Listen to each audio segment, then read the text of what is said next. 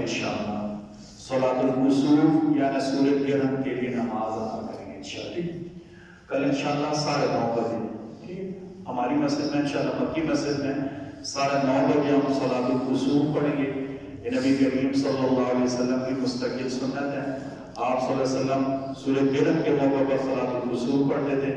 آپ سے گزارش ہے آپ نے خود بھی آنا ہے، اپنے دوست رشتہ دار جہاں تک آپ کی آواز لگتی ہے آپ لگا دیں. پتہ نہیں بعض سنتیں ایسی ہیں جو زندگی میں کبھی کبھار ان پر عمل کرنے کا موقع ملتا ہے، تو ہمیں اس نیت سے یہ کرنا ہے پتہ نہیں زندگی میں پھر ہمیں صلاۃ الکسوف پڑھنے کا موقع ملے گا یا نہیں ملے گا، یا ہو سکتا ہے اللہ تعالیٰ اسی ایک سنت زندہ کرنے کی وجہ سے ہم سب کی کوشش کرنا ہے. کل انشاءاللہ بإذن اللہ تعالیٰ ہماری مسجد میں مکی مسجد میں سورج گرہن کی نماز 9:30 بجے ہم پڑھیں گے انشاءاللہ بإذن اللہ. ٹھیک ہے، تو آپ کوشش کریں 9 بجے تک مسجد آ جائیں.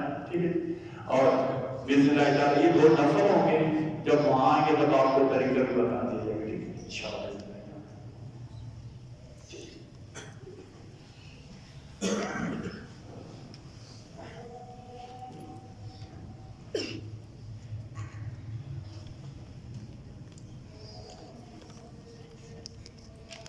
بسم اللہ الرحمن الرحیم. ہم اسلامی تاریخ میں سے حدیث علیہ السلام کی سیرت بیان کر رہے ہیں. آج ہمارا موضوع حدیث علیہ السلام نے کیا دعوت دی لوگوں کو. اللہ تعالیٰ نے عیسیٰ علیہ السلام کو بنی اسرائیل کی ہدایت اور توحید کی دعوت دینے کے لیے اس وقت بھیجا جب ان کی مذہبی حالت ناقابل بیان حد تک خراب ہو چکی تھی. مشرکانہ رسمیں، بد اخلاقی، بد مزاجی، بغض، حسد، روحانی بیماریاں عام ہو چکی تھیں.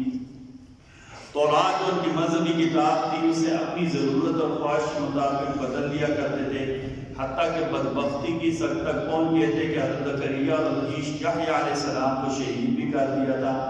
ان بگڑے ہوئے حالات میں عیسیٰ علیہ السلام نے قوم کو کہا کہ شرک کو چھوڑ کر صرف اللہ ہی کی عبادت کرو، اللہ ہی کو اپنا رب مانو. اور پھر فرمایا کہ میرے اوپر نازل ہونے والی مقدس کتاب انجیل تورات کی تصدیق کرتی ہے. پھر یہ بھی فرمایا میرے بعد ایک نبی آنے والے ہیں جن کا نام آسمانی کتابوں میں احمد ہے، تم ان کو سچا اور آخری رسول ماننا اور ان پر نازل ہونے والی آخری کتاب قرآن کریم پر بھی ایمان لانا. ایک سنت کے بارے میں نیکیوں پر استقامت کی دعا. نبی کریم صلی اللہ علیہ وسلم یہ دعا کرتے ہیں اللہم صرف القلوب صرف قلوبنا علی طاعتک. اللہ آپ دلوں کو پھیرنے والے ہیں، ہمارے دلوں کو اپنی فرما برداری کی طرف پھیر دیں. ایک فضیلت اور عمل میت کے گھر والوں کو کھانا بھیجنا. میت کے گھر والوں کو کھانا بھیجنا. حضرت عبداللہ بن جعفر بیان کرتے ہیں جب میرے والد جعفر کے شہید ہونے کی خبر آئی، نبی کریم صلی اللہ علیہ وسلم نے فرمایا جعفر کے گھر والوں کے لیے کھانا تیار کیا جائے، کیونکہ انہیں ایسا حادثہ پیش آ گیا ہے جس کی وجہ سے انہیں کھانے پینے کی ہوش نہیں رہے گی. فائدہ میت کے گھر وغیرہ کھانا پہنچانا یہ ثواب کا کام ہے. ہم میت کے گھر کھانا پہنچاتے نہیں، کھانا کھانے کے لیے جاتے ہیں. ٹھیک ہے، ہم کئی مرتبہ اس پر بات کر چکے ہیں. ہمارا جو بہت ساری غلط رسومات ان میں یہ بھی ہے کہ ابھی جنازہ اٹھتا ہے لوگوں کے ہاتھ کھانے کی طرف لمبے ہو جاتے ہیں، حتیٰ کہ زبان سے اپنی خواہش کے مطابق بوٹیوں کا ڈونگا لے آنا. چاول میں بوٹیاں کم ہیں. آپ اندازہ کریں جی ایک بندے کی باپ، ماں، بھائی، بہن یا کسی عورت کا خامن یا جوان بھائی یا بیٹا، ابھی اس کی میت اٹھی اور اس کا گھر کیا کہیں کھانا لانا، بوٹیاں کام میں بوٹیاں دینا، تو ان کے دلوں پر کیا گزرے گی بھائی. سنت کیا ہے؟ صرف گھر والوں کے لیے، آپ کے گھر کوئی مہمان ہے پڑوس کے لوگ انہیں مناسب جگہ کھانا کھلا دیں. ہمارا تو باقاعدہ رواج بن گیا ہے، تنظیمیں بنی ہوئی ہیں، ٹھیک ہے، پیسے جمع کر کے کھانا کھلاتے ہیں.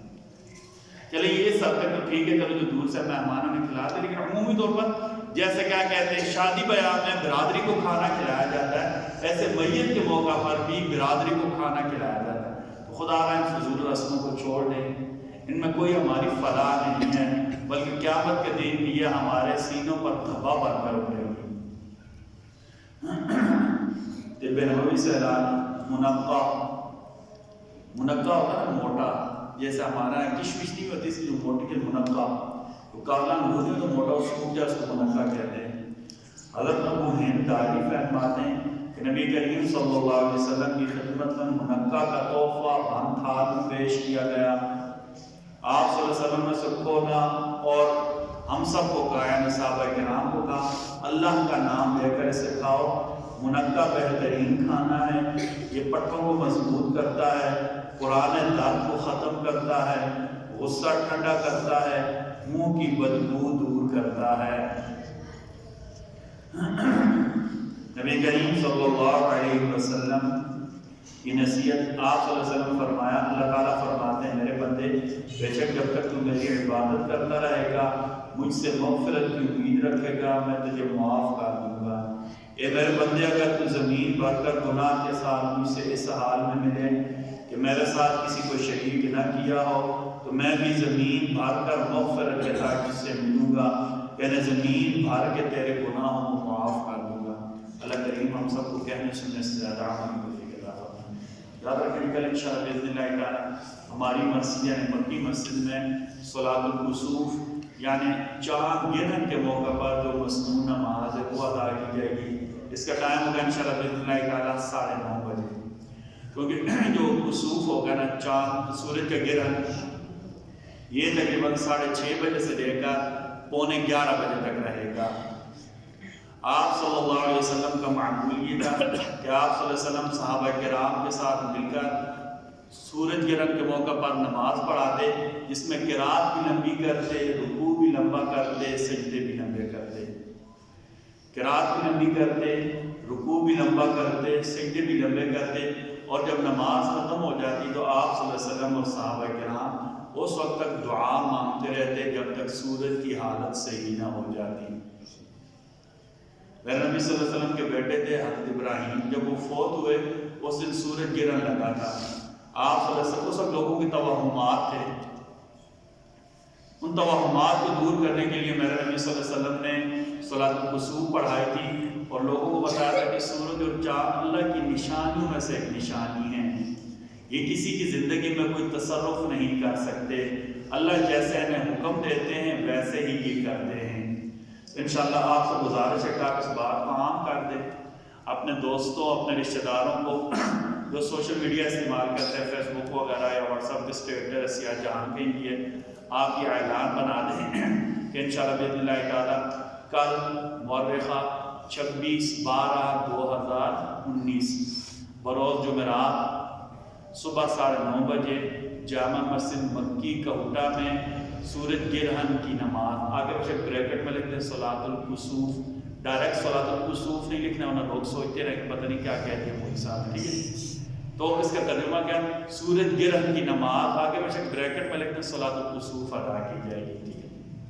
بسم اللہ الرحمن الرحیم، بسم اللہ والصلاۃ والسلام علی رسول اللہ، بسم اللہ وعلی ملت رسول اللہ۔